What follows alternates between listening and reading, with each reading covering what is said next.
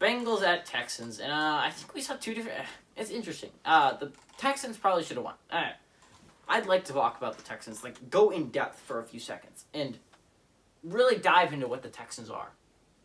They're an interesting team because they've come close against good teams multiple times. They should have beaten the Colts twice. Should have beaten the Titans once. Should have beat the Vikings. They should have beat. There's a multitude of teams. They should have beat the Steelers. Trying to think of other games that they blew. I don't know. They could easily have 6 more wins on their schedule, and this could easily be a 10-4 team instead of a 4-10 team. You understand? It is insanely. So I think that the Texans are on the club.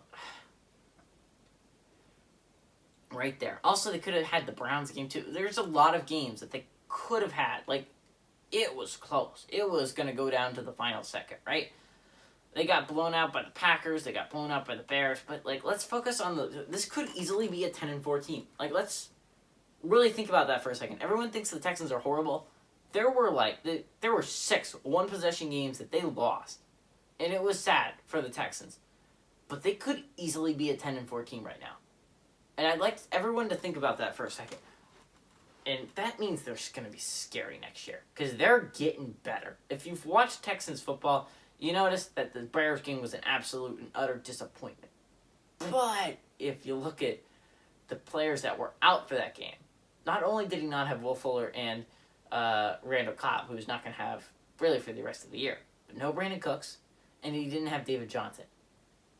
Now they have David Johnson. Now they have Brandon Cooks. And remember, imagine next year. That's an explosive offense on its own.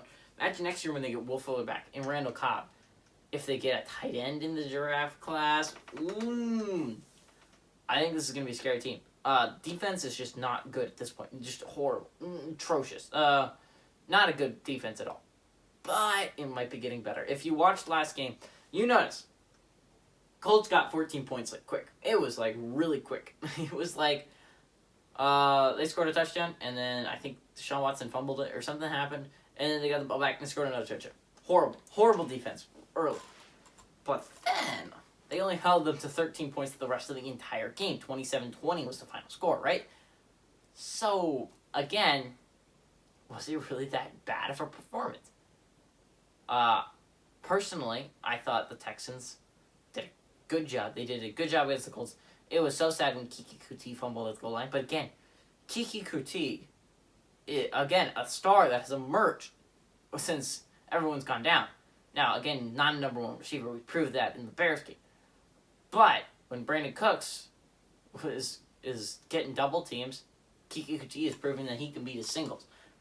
I love Kiki Kuti so much. He is a seriously good receiver. And then we'll get Will Fuller back next year. We'll have Randall Cobb back next year. We'll have Brandon Cooks, and we'll have Kiki Kuti. We'll have David Johnson, who's seriously good at running the ball as well as receiving the ball. This is going to be a fun team next year. Bengals, on the other hand, also has a chance to be a very fun team next year if they fix off their offensive line, which means I think Penny Sewell, I think it's pronounced Penny, but I'm not sure. Might be Penay. Penay.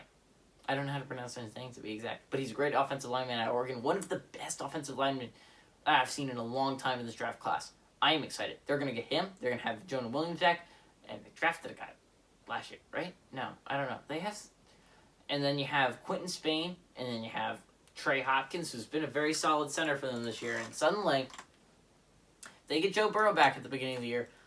They might be a playoff candidate. You got to have to look at the Bengals. And not from the lens of, oh, they're the Bengals, but in the lens of Joe Burrow, T. Higgins, Tyler Boyd. That offense is special. Not to mention that what their defense did last week against the Steelers. Von Bell is a freaking legend. I expect this game to be close, which is going to be fun, because the Bengals defense is good, and the Texans offense is good, and the Texans defense is bad, and the Bengals offense is bad, so going to be interesting. I think Deshaun Watson gets the better of the Bengals, but I think it's a close game, and I think the Bengals cover the 7-point spread.